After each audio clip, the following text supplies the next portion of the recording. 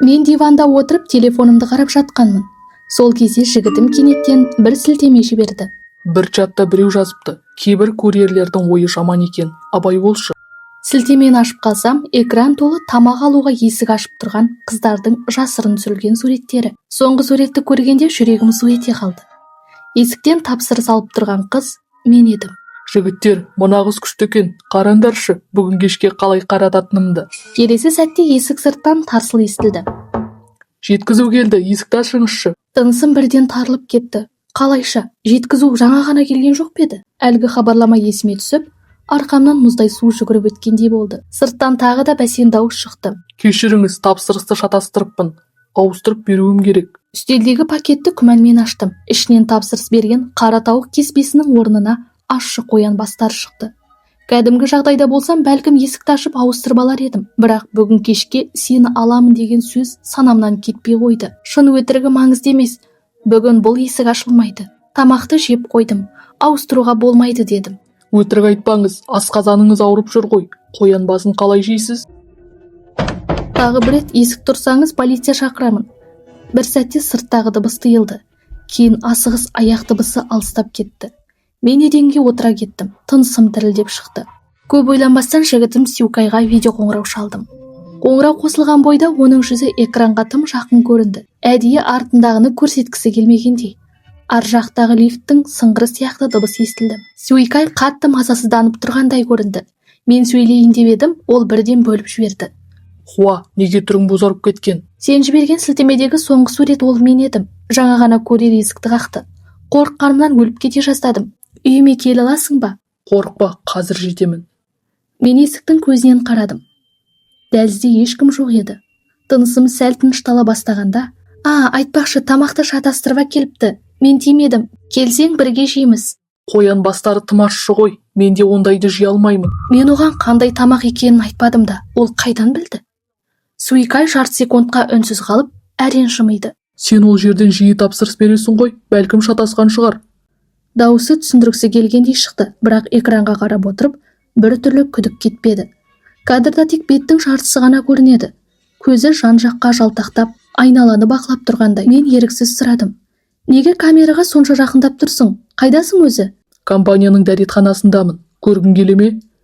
Ол камераны бұрды. Сарғайған қабырға мен бұрышта тұрған сулық қораптары көрінді. Осынша сезімтал болмашы, қазір барамын. Мен өзімді тым көп ойлап кеткен шығармын деп қалдым. Өйткені алғаш болып сақ болуымды ескерткені де өзі еді. Бірақ дәл сол сәтте есік сыртынан жай басқан аяқ дыбысы шықты.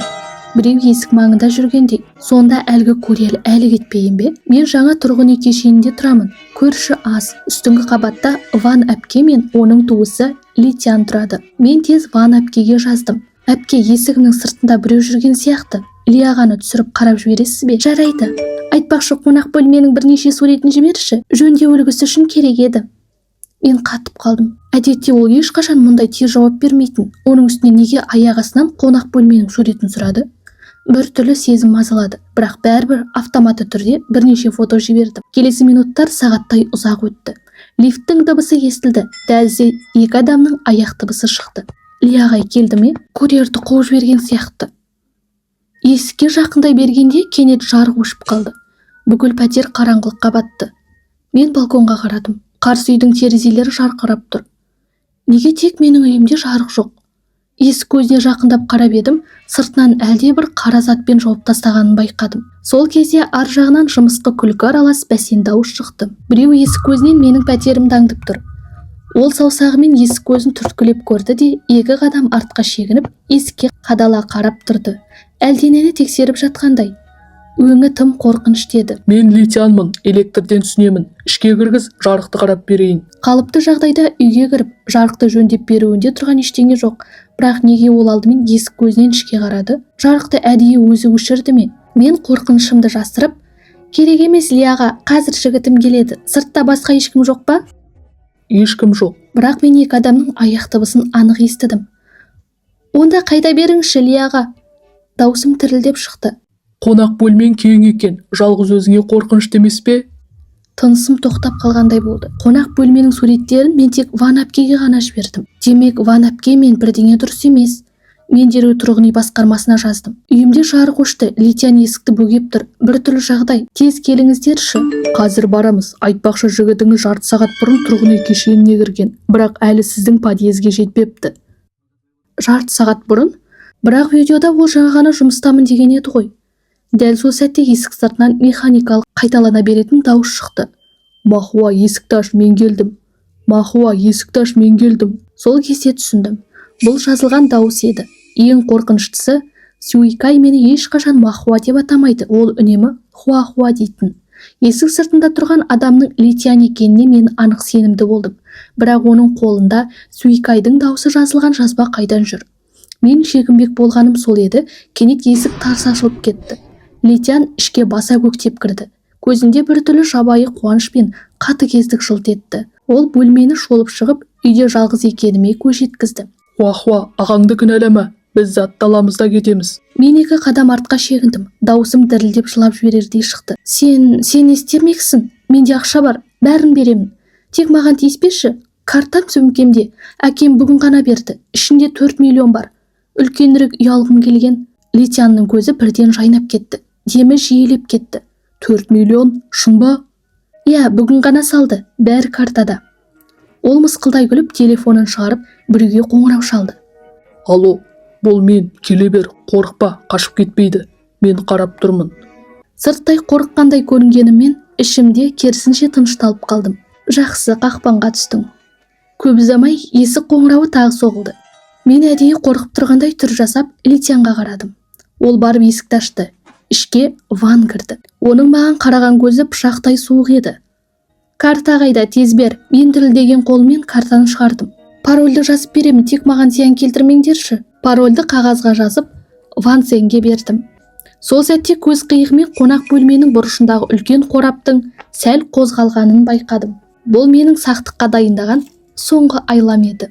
Ван Сен қағазды алып салқын жымиды. Кейін карта мен парольді есік алдында тұрған қара киімді адамға берді. Ол дереу кетіп қалды. Ван Сен қайта маған жақындады. Ол телефонымды тартып алып, бәрін тексере бастады. Басқару компаниясына жазған хабарламамды көрді. Кейін қоңыраулар тарихын қарап шығып, полиция шақырмағаныма көзі жеткенде ғана сәл босаңсыды. Сосын менің телефонымнан тұрғын үй басқармасына хабарлама жіберді. Сол сәтте ішім мұздап кетті. Демек, енді ешкім келмейді. Мен ақырын балкон жаққа шегіне бастадым. Литян салқын жымиып жақындады. Парольді алдық, енді шын екенін тексеру керек. Ол қара киімді адамға қоңырау шалмақ болып телефонын шығарды. Кейін Ван Сен қарап, ақша қолымызға тиген соң итеріп жібер. Өлсе бізді ешкім танымайды. Литян бір сәтке қатып қалды, бірақ ақыры басын изеді. Кеудемді ауыр тас басып тұрғандай болды. Көзіме жас келіп кетті. Дәл сол сәтте қонақ бөлменің бұрышындағы үлкен картон қорап тарс ашылды. Ішінен сары курьер формасын киген әйел секіріп шықты. Литян таңғалып қалды. Сен мұнда не істеп жүрсің? Оны жібер, бәрін жазып алдым. Полиция шақырамын. Курьер әйел жүгіріп келіп, мені тартып әкетпек болды. Бірақ Ван Сен оның телефонын тартып алуға ұмтылды. Бір сәтте бөлме астан-кестен болды. Литян абыржып мені итермек еді. Балкондағы қолшатырдың сабына басып кетіп, тепе-тендігін жоғалтты. Айқайлаған күйі төменге құлап түсті. Ең бірінші есін жиған Ван Сен, ол курьер әйелге қарап ұмтылды. Телефон шетке ұшып кетті. Дәл сол кезде есік сыртынан қатты тарсыл естілді. Полиция ішке кіріп келді. Ван Сенге дереу кісен салынды. Оның жүзі сұп-сұр болып кеткен еді. Ал менің жүрегім әлі де қатты соғып тұрды, бірақ ақырын қауіпсіз. Полиция бөлмесінде тергеу түнге дейін жалғасты. Бірінші бөлмеде отырдым, қолым терлеп кеткен. Махуа, Литянның өлімі шынымен кездейсоқ жағдай болды ма? Мен басымды изедім. Иә, ол маған шабуыл жасамақ болды, өзі құлап кетті. Екінші бөлмеде курьер әйел жылап отырды. Барлығын Махуаға мен айттым. Мен енді Литянға көмектескім келмейді. Ол жеңін тұрып, қолындағы көгерген істерді көрсетті. Ол мені күндер атын, қарсы шығуға қорқатынмын. Бүгін түсте Махуа маған тамақ жеткізуді, кешке қораптың ішіне тығылып отыруымды айтты. Біреу көрсе бірден полиция шақырып, бәрін видеоға түсіреді. Мен оған да өзімде көмектескім келді. Үшінші тергеу бөлмесінде Ван Сен бәрін мойындады. Төменде байғыз пайда болды. Мен Сюйкай мен Литянға жақындауды тапсырдым. Басында аздап ақшаны алдап алғымыз келген. Полиция олардың хаттарын көрсетті. Бірақ Литян сенің көңілдесің болған. Сен оған байлап қоюға, таспа дайындауды да айтқансың. Қашып кетеді деп қорықтым. Сондықтан үйге жалғыз кезде әрекет еткім келді. 4-ші бөлмеде Сюйкай бәрін тез айтып берді. Әпкем Махуаның үйінде банк картасы бар деді. Ұрлап алуды тапсырды, бірақ таба алмадым.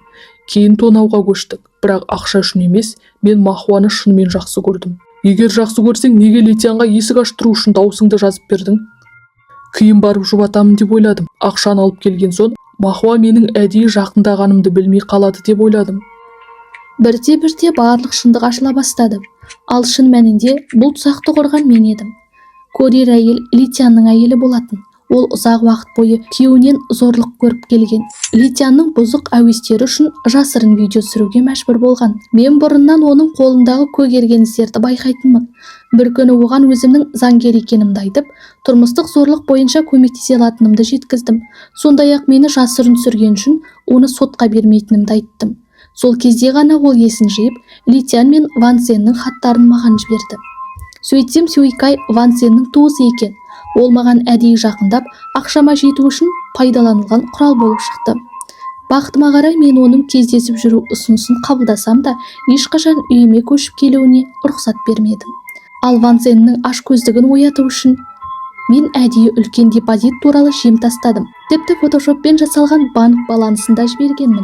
Тергеу барысында Ван Сеннің қарызға белшесінен батып жүргені анықталды. Сондықтан жақын күндері міндетті түрде әрекетке баратынын мен алдын ала білгенмін. Сырт көзге бәрі мен қорғансыз құрбан сияқты болып көрінгеніммен, шын мәнінде бүкіл жағдай менің бақылауымда болды. Мен әділдіктің орнауы үшін бұл ойынның ішіне әдейі өзім кірдім.